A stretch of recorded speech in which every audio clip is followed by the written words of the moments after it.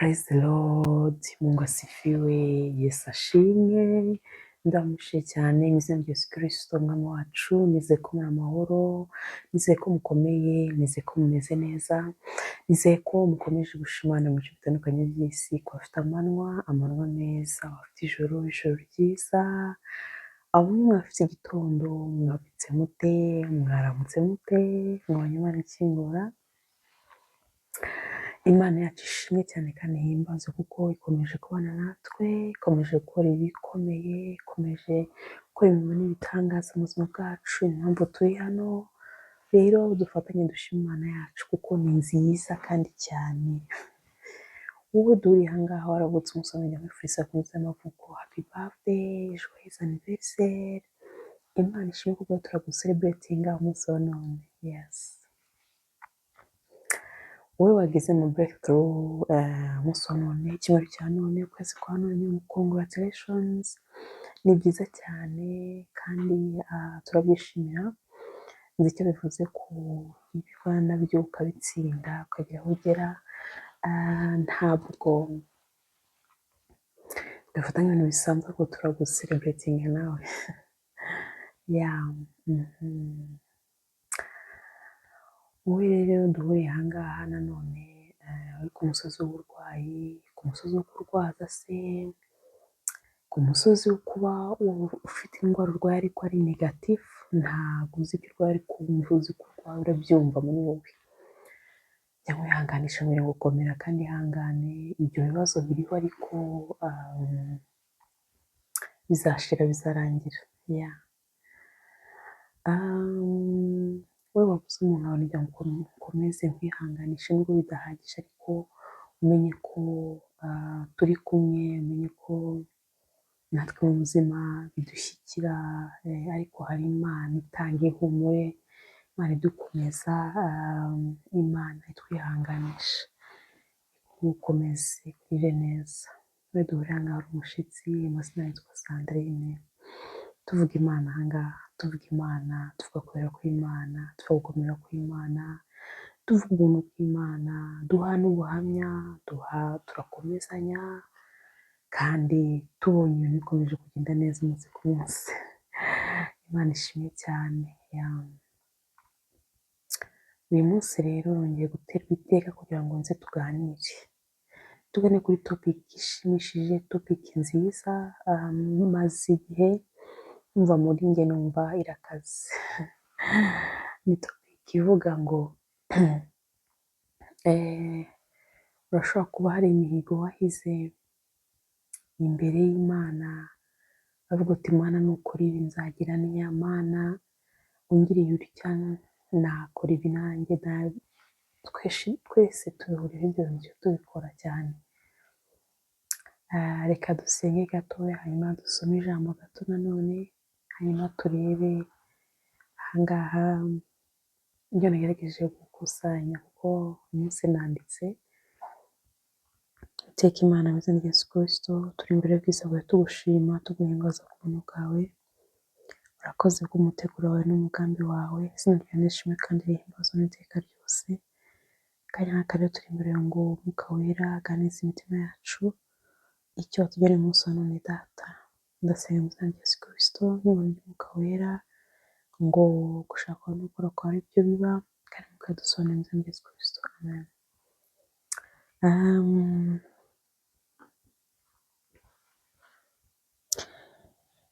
Turasoma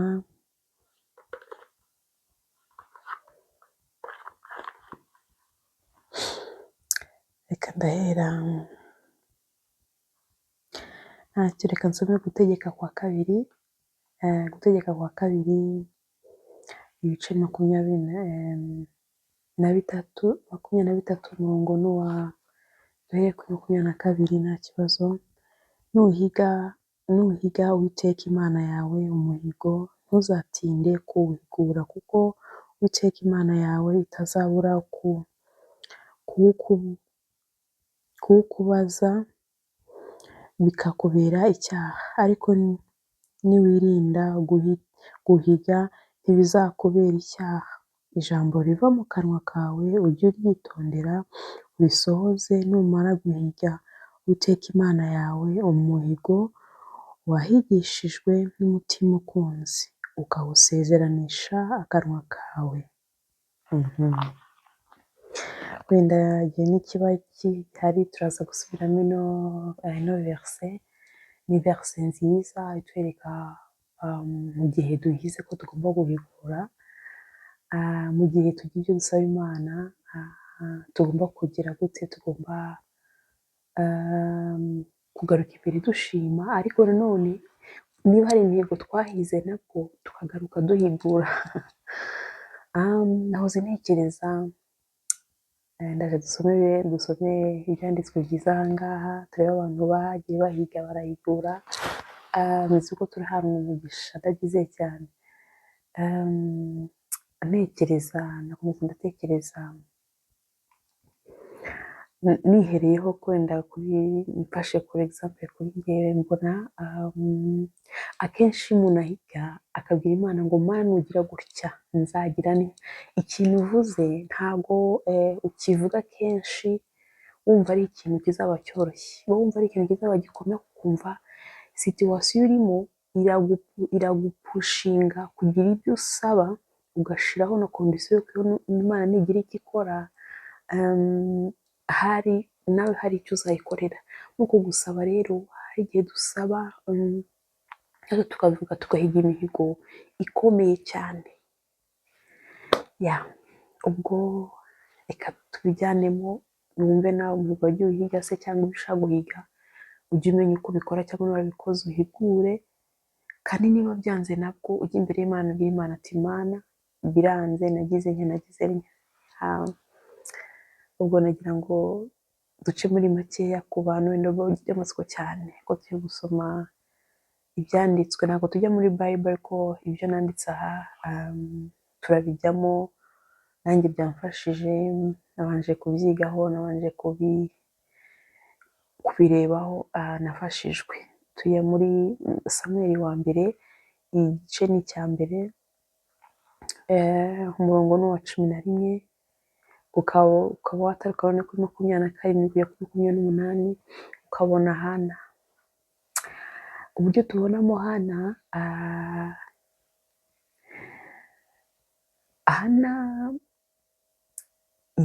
yari afite ikibazo cyo kuba adafite umwana.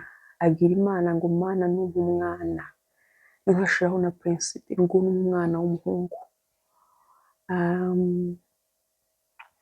nzamwegurira ubuzima bwawe, nzamwegurira ubuzima bwe bwose, wowe nzamuha wowe. Nuko yahise. Ntabwo dusesengura cyane, ariko turebyeho gatoya, Imana yamuhaye Samweli ibintu bikomeye, kuko icyanditswe mu mavideo yatambutse twisoma cyane, murabizi imyaka yashize, tubona Hana ku musozi wo gusenga. Ikintu gikomeye, kubera nabuze ntekereza nabanga, ariko kuki yumvise ashaka guha Imana umwana ngo azakorera Imana ubuzima bwe bwose. Yumvise ari ikintu nyine, nicyo kintu yumva gikomeye cyane, ariko yumva ko nanone nicyo kintu cy'agaciro gikomeye. Mana yanjye.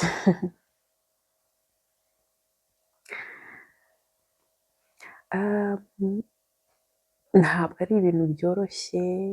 Nawe wenda aho turi kuganira, cyangwa uyu munsi cyangwa igihe kizaza uzareba ino video, uhite uzareba ino video, ntabwo ari ikintu cyoroshye. Hana yasabye Imana, ntabwo yahize ibintu byoroshye, ariko biratangaje kandi birashimishije ko yabigize gute, yabisohoje. Imana nayo yaribwishe yavuga ngo mbese kumva uriho uransaba umwana, uzampanga nkorera iminsi yo kubaho kose.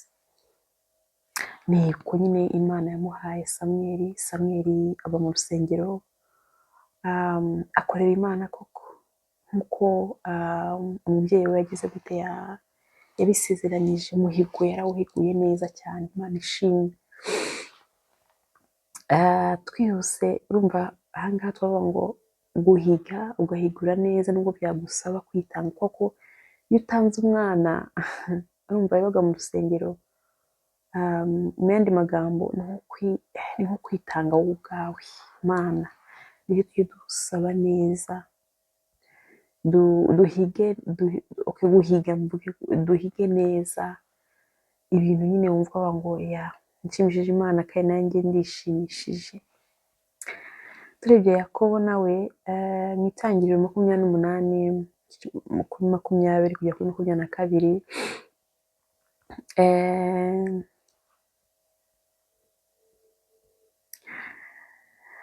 Yakobo yasezeraniye Imana ko nimurinda mu rugendo rwe yari arimo, murabizi, mu buhungiro, Imana nimurinda akaba amahoro, akazagira gute, azayiha 10% mu byo afite. Yakobo yagize gute? Kuko Imana yagendanye nawe, ibana nawe mu buzima bwe yaciyemo bwose tutari bunyuremo uyu munsi, ariko nyine kugira ngo twumve natwe twikebuke niba ari byo twasezeranije Imana iramurinda aba amahoro. Hanyuma agira gute?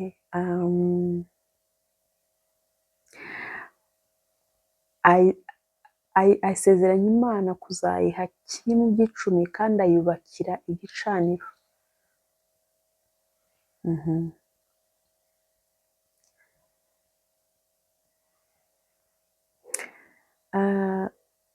Ikindi kintu nabashije kwiga aha ngaha, nize ko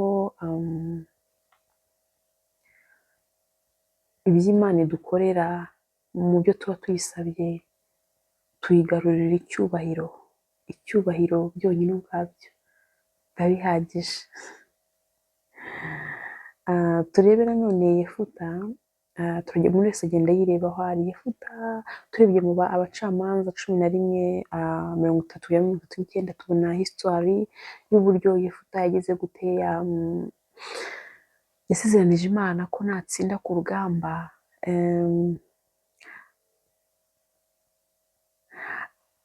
umuntu uzaza mbere kumuramutsa uwo ari we wese bizagenda gute?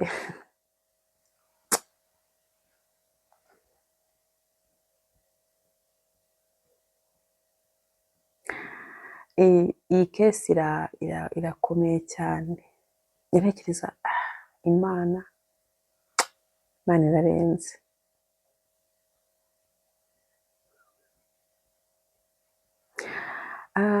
Yavuze ati Mana,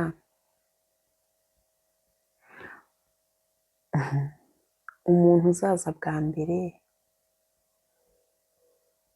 kumusanganira wa mbere nzamugutambira. Mu yandi magambo yumvaga ahantu hari ikintu bivuze kugira ngo ahave, reka nawe akore igikomeye rero yakoze. Mu yandi magambo twayita ngo yarihekuye. Uwa mbere waje kumusangana rero nyine iyo dusomye histoire tubona ko ari umukobwa we.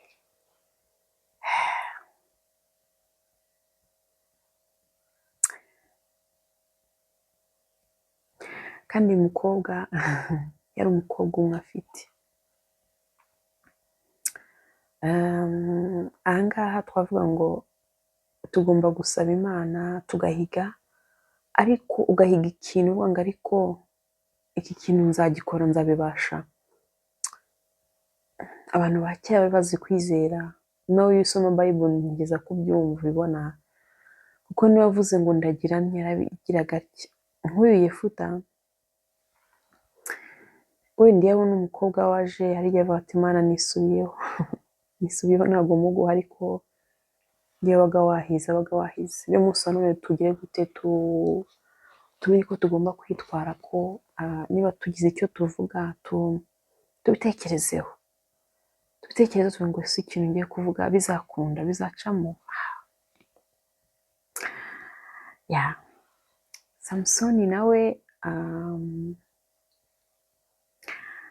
tuzi uburyo yavutse, umwana w'umunaziri, umwana utazogoshwa umusatsi, umwana utazasoma ku nzoga, ariko umusatsi waje kumuvaho. Mu Bacamanza 13:5 histoire irahari. Hanyuma tubona uburyo yaje kugira guhura na Delila, tubona uburyo yaje kogosha umusatsi, tubona uburyo yamusingishije, tubona uburyo yavuze aha imbaraga ze ziri, tubona uburyo imbaraga zashize bakamufata, tubona byose, tukabona ko nyine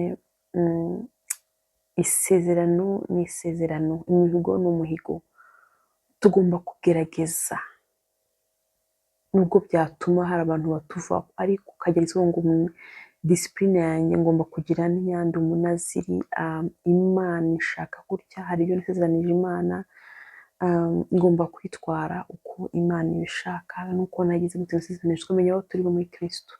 Imana ishimwe cyane.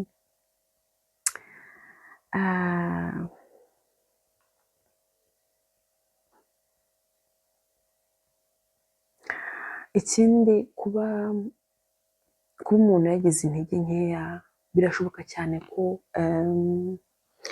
wakihana ukagaruka mu nzira, kuko tubona ko hano Samusoni navango mu minsi ye ya nyuma, mu gihe cye cya nyuma, yagize gute yasabye Imana imbabazi, ariko nyine gupfa birashyika, umubiri ugira gute ushyirwaho iherezo, ariko tubona ko niba hari ibyo duhize, niba hari ibyo dukoze ntibikunde, dusaba Imana imbabazi tugaruke mu nzira. Ariko nyine niba uri umunaziri, niba uri umuntu uvuga ati ngo Mana iki nakikoze sinzagikora, niba ugikoze ukamenya ko unagikoze, kuko hariho n'abantu bagera muri etape navuga yo kumva ko nta kintu kibi kibaho, mbese nta mutima, nta conscience, nta mutimanama kugira ngo iki ni kibi, oya wagize utya, wavuze utya, uri umukirisitu, uri umunaziri, hari umuntu agera aho hantu. Rero ni byiza ko kuba wanahageraho usenga ngo Imana iganze ibitekerezo byacu, duhore twikebuka, duhore twiga kubara iminsi yacu, bizagira gute, bizakomeza bidufashe. Imana ishimwe cyane. Turebye Yona nanone, Yona tuzi Yona tubona muri Yona 2:9, tuzi ari mu nda y'urufi, yahize umuhigo,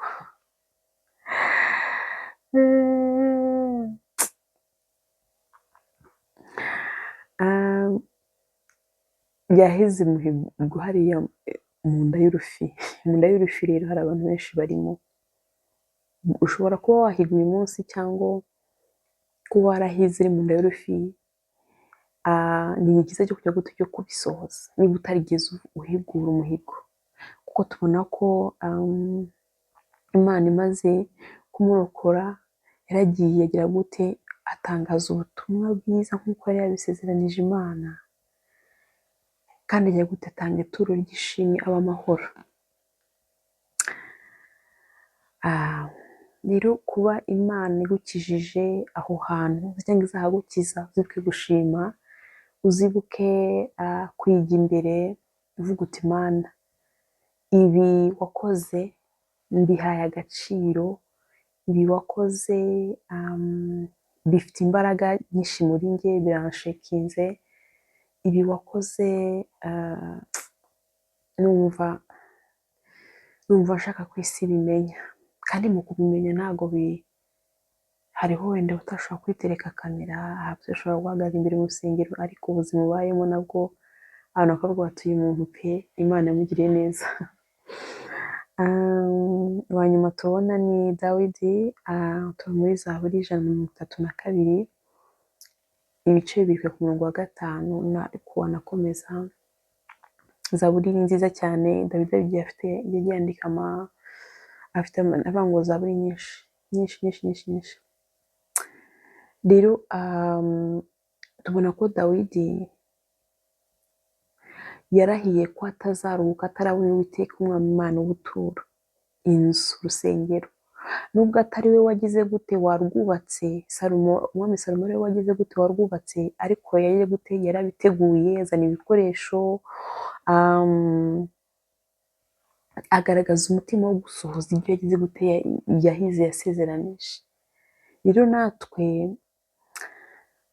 byashoboka ko hari ibintu mpiga cyangwa nawe ugahiga, ariko bikazasohozwa n'undi muntu watangiriye mu muryango se inshuti, ugatangira ukerekana inisiyative ko uvuga ati nshaka ko bigenda gutya, ugatangira ko bikazangizwa n'undi, ariko si Imana yacu ikira mu mutima ikareba ati Sandrine ariko nubwo bimeze gutya iba atabigeraho, ariko umutima we gushaka kugira ibyo ankorera. Twibukiranya ko Imana nubwo tuba tubikora, Imana ntitizwa amaboko, Imana irihagije. Nyine nubwo tuba twarahize ngo nzagira gutya, rero biba byiza iyo tuzi gutyo tubikoze, ni byiza cyane. Imana ireba umuhate wacu, ireba umutima wacu.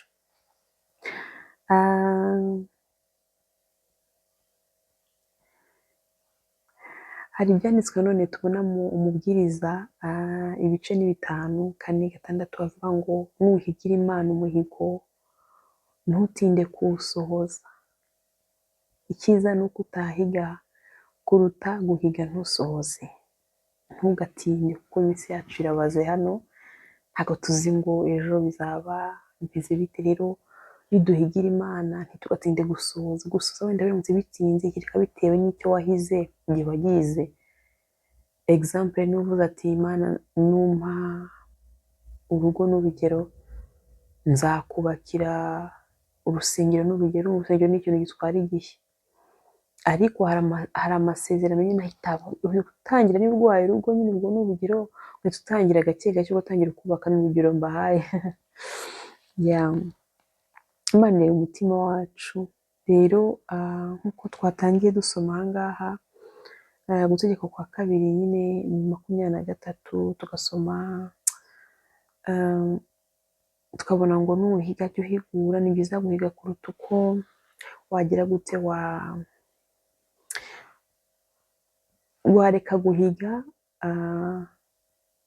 wareka guhiga kuruta uko wahiga ntuhigure. Ni ibyanditswe rero ndumva byari bikomeye ariko bisobanutse cyane. Nuhiga Uwiteka Imana yawe umuhigo ntuzatinde kuwuhigura, kuko Uwiteka Imana yawe itazabura kuwukubaza bikakubera icyaha, ariko niwirinda guhiga ntibizakubera icyaha. Ijambo riva mu kanwa kawe ujye uryitondera urisohoze. Numara guhiga Uwiteka Imana yawe umuhigo wahigishijwe n'umutima ukunze, ukawusezeranisha akanwa kawe. Imana ishimwe cyane. Nahoze nibuka numvise mbyibuka nanjye. Kera mbere yuko nakira agakiza, ariko byari muri ubwo buryo buryo umuntu agiye kwakira agakiza nyine aba ari afite udukino arimo aragenda akina. Babwiye ko nakundaga kurwara pe, kurwara navugize ngo malariya, reka mbyite malariya, ariko ntabwo babibonaga kwa muganga. Ubwo noneho mfatwa n'uburwayi malariya yanjye, reka mbivuge gutyo nubwo atari yo. Ndarwara ngera kure, numva ngeze kure pe, ngeze kure nuko mbwira Imana. Numva mu mavidewo ya kera haciyeho nk'imyaka 2, 3 ndumva narabibabwiyeho, amavidewo ya kera ya mbere. Ngira Imana ngo Mana nunkiza nzagukorera, kandi ubwo nzagukorera se ntacyo nari nzi, nari ntarakizwa, ariko Imana ngo nzagukorera. Imana si ukunkiza, dore ngaho ndi nyine. Rero ntakibutse n'abanga, ariko Mana we, Mana urumva, Mana ugira neza. Nawe rero hari ibyo Imana yaragukoreye byinshi, wenda ibyo mvuze ni bikeya kuko Imana yakoze n'ibyo nahize. Nanjye hari ibyo nhiga nkabisohoza, hari n'ibyo binanira nkabwira Imana ngo Mana mbabarira, hari ibyo ntibutse, hari ibyo nakererewe. Yakize nubwo tuba twibukiranije. Rero umutima w'Imana ambwiye ngo guhiga ntuhigure rutwa no kudahiga. Kandi iyo duhiga akenshi nawe urabyumva context iba birimo, uba uvuga ati Mana iki kintu nukindenza kiriya nzakora, uba wumva icyo uzakora ni nko kuvuga ngo ndenza aha Mana, n'icyo ngiye gukora nacyo bishobotse sinabi, bishobotse ubundi ntabwo nabyo ni nko kwitanga nanone, ariko ukavuga ati Mana nundenza ikintu wumva ari urupfu. Abantu bahiga burya bumva ari nk'urupfu.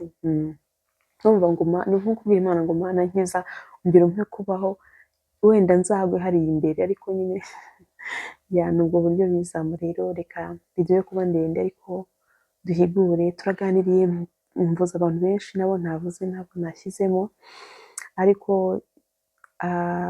ibi nzi ko buri wese hariho verse yigize aho imukura, igize aho imushira. Imana itugire neza, ntugatinye kuba wabwira papa ngo ngirira gutya, kubwira Imana ngo ngirira gutya, ariko ntushireho no guhiga. No guhiga nabyo ni byiza, ariko niyo utahiga niba uzumva utazabishobora. Humura Imana iragukunda, humura Imana iradukunda. Ikiruta cyose umutima kuba wasima Imana ngo Mana ngiye kujya mbyuka nsome Bible, mbere yo kuryama wenda nsome Bible, ngire kwiriza rimwe wenda mu kwezi, rimwe mu cyumweru, nsura abarwayi, mfashe, ntange icya cumi, ntange amaturo y'ishimwe, mfashe abantu. Ni byinshi umuntu yakora. Ngire umutima mwiza, ninkura n'umuntu musuhuze. Ni byinshi umuntu yahigira Imana, bitewe ni byinshi cyane. Nyine ni ama alternative agiye atandukanye. Rero icyo wumva washoboreshwa, tugire discipline y'Imana muri twebwe. Shima Imana cyane ko umuntu yegereye imuha amahoro, imuha gutuza, nubwo ibintu bituma umuntu ajagarara biba bihari, ariko Imana iguha gutuza. Iyo tuganira utakira Kristo bamwakira, kandi ntabwo uzigera ubyicuza. Mwakira umunsi wa none, ejo ndetse n'iteka ryose uzaba ubuzima bwiza binezerewe, utagenda nk'impumyi, ahubwo ugenda umurikiwe mu izina rya Yesu Kristo. Wowe waguye wakongera guhaguruka tukagenda. Bibaho kugwa, bibaho kubyuka, bibaho kubabarirwa. Humura nawe uhagaze wakomereza ugasengera abandi bakaza, kuko ahantu benshi badafite Kristo, ahantu benshi bamufite ariko badafite amahoro, bataragera hariya kuri finali yo gutuza, kugira amahoro, kwemera Mwuka Wera. Dukomeza dusenge. Rero ndanezerewe kuganira namwe. Mana yanjye, ni ibintu bikomeye cyane, ndabakunda cyane. Reka dusenge Imana umunota umwe. Iteka Mana mwiza Yesu Kristo, shima kandi himbazwa. Urakoze, uganirije imitima yacu ikintu gikomeye cyane. Twigishe kubara iminsi yacu, twigishe guca bugufi, twigishe guhigira no guhigura, twigishe kugusaba, twigishe kukwizera mu izina rya Yesu Kristo. Urakoze kubanye natwe aha hantu, urakoze kuturinda mu buzima, urakoze cyane papa. Ngaho rero bana nawe umwe wese mu byifuzo bitandukanye, mu mihigo, tugishe guhiga, tugishe gusaba, tugishe gusenga, tugishe kubaho neza muri Kristo Yesu. Amen. Rero mukomeze mugire ukwezi kwiza, mukomeze mugire ibihe byiza. Ndabakunda cyane, murakoze. Bye bye.